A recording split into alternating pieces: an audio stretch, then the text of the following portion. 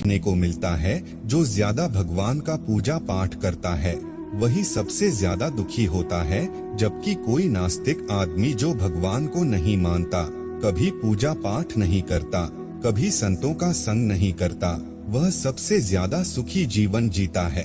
यह सब चीजें देखकर कभी कभी तो ऐसा लगता है कि भगवान ही गलत है, भगवान का न्याय ही गलत है।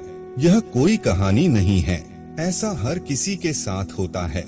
दोस्तों, आज के इस वीडियो में हम आप लोगों को इसके पीछे के कारण के बारे में बताने वाले हैं। भगवान श्री कृष्ण ने स्वयं इसका उत्तर दिया है।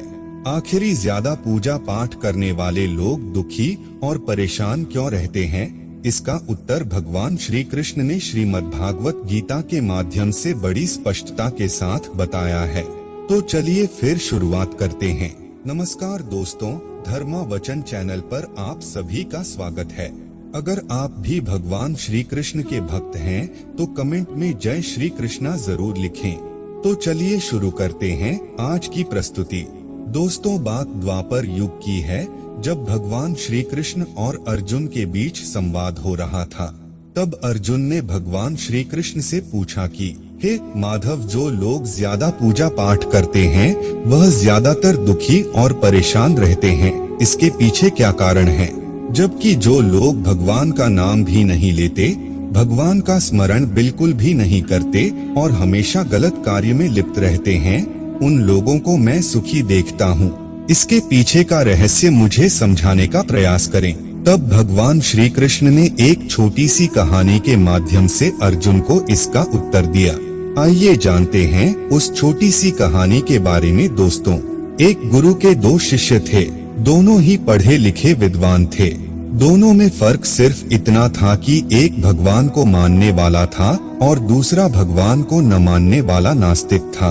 एक ऐसा था जहाँ पर भगवान की कथा होती थी, जहाँ सत्संग होता था, जहाँ भजन होता वहाँ दौड़ के चला जाता और भगवान की पूजा पाठ करने लगता।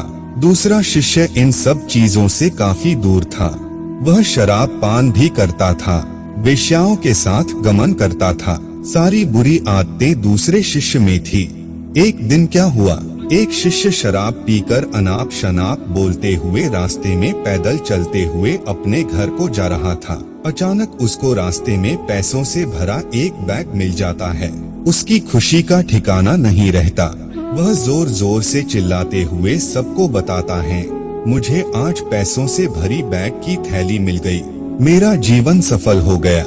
इन पैसों से अपने जीवन की आवश्यकताओं की पूर्ति करूंगा। वहीं दूसरा मित्र मंदिर से भजन करते हुए अपने घर को जा रहा था। अचानक उसकी पैर में एक बड़ी कांटे चुभ जाती है, रक्त निकलने लगता है। ठीक उसी समय दूसरा शिष्य भी वहीं पहुंचता है और हंसते हुए उसको बोलने लगता है, क्यों तुम ही हो ना जो सबसे ज्यादा पूजा पाठ करते हो, भगवान का भजन करते हो, क्या दिया तुम्हारे भगवान ने तुम्हें? मुझे देखो, मैं कभी मंदिर नहीं गया और ना ही मैंने कोई भी काम अच्छा किया। मेरे घर में भगवान का मंदिर भी नहीं है। मैंने कभी अपने घर में सत्यनारायण का कथा नहीं कराया। भगवान के सामने कभी माथा नहीं टेका, फिर भी मैं कितना संपन्न हूँ, अमीर हूँ, मेरे पास पैसों की कोई कमी नहीं है।